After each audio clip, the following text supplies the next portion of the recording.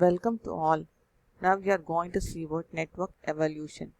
These are the various stages in the network evolution. Initially, in the transmitter part, LED was used, that is light emitting diode was used, and multi-mode fibers were used to carry the signals. Since the distance covered is very large, regenerators were employed. Next, in the transmitter section, laser was used.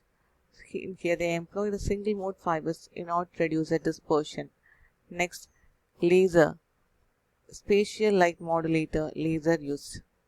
So here the number of repeaters was more, it was reduced, it is very less. Next, in this part, spatial light modulators was used in the transmitter section, but wavelength division multiplexing was used. Number of channels was transmitted and optical amplifiers were employed so that the signal distortion can be minimized.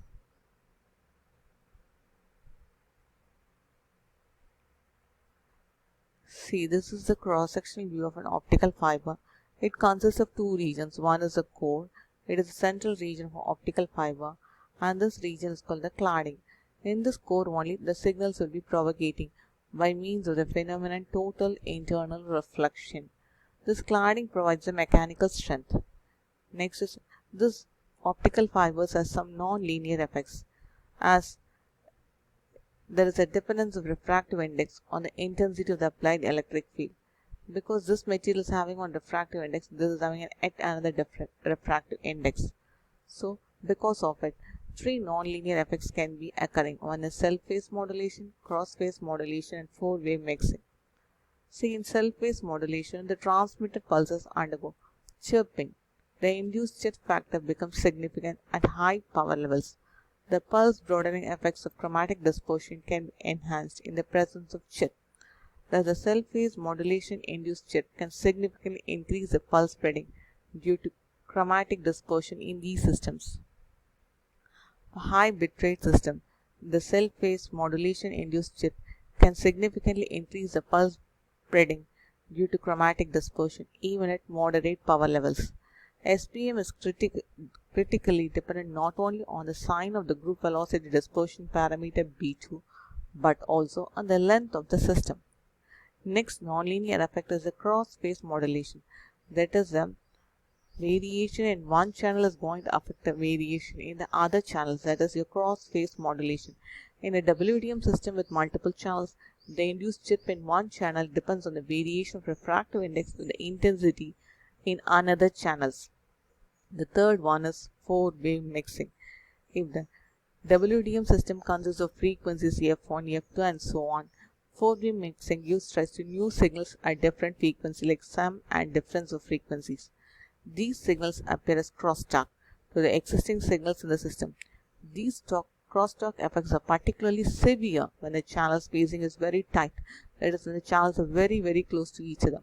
Reduced chromatic dispersion enhances the crosstalk induced by four-wave mixing.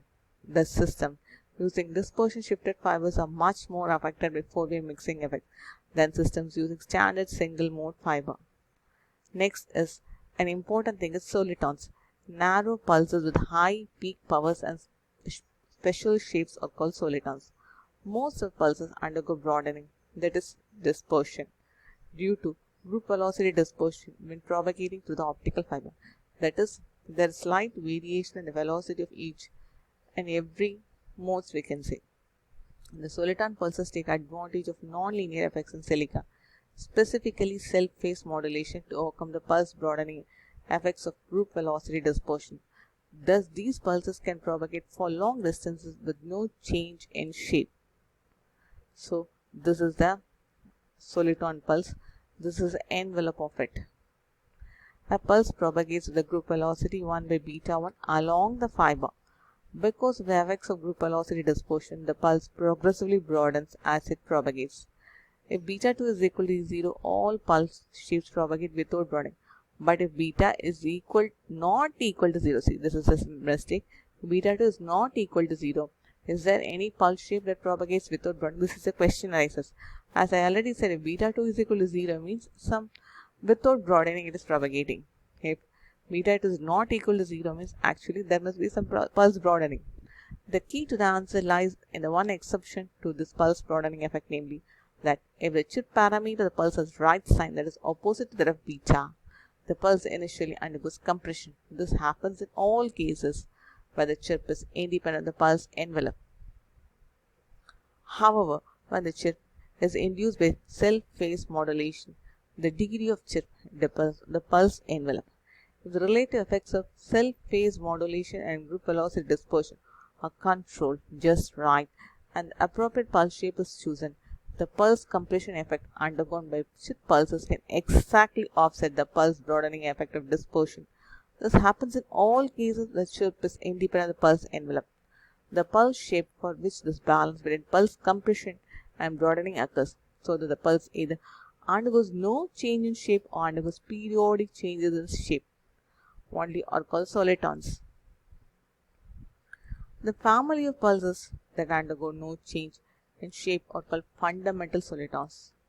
If there is no change in shape as it propagates, they are called solitons. And the pulses that undergo periodic changes in shape are called higher order solitons. The significance of solitons for optical communication is that they overcome the decremental effects of chromatic dispersion completely.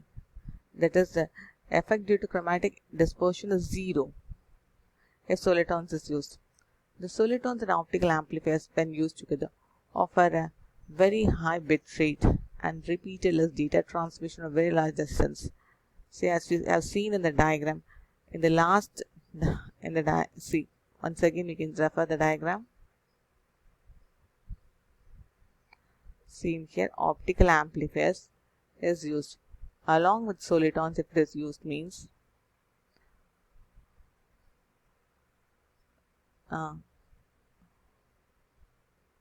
solitons and optical amplifiers, when it is combined and used, means it provides high bit rate and it doesn't need any repeaters for data transmission over large distances. The main advantage of soliton system is their relative immunity to the fiber dispersion, which in turn allows transmission at high speeds of a few tens of gigabits per second.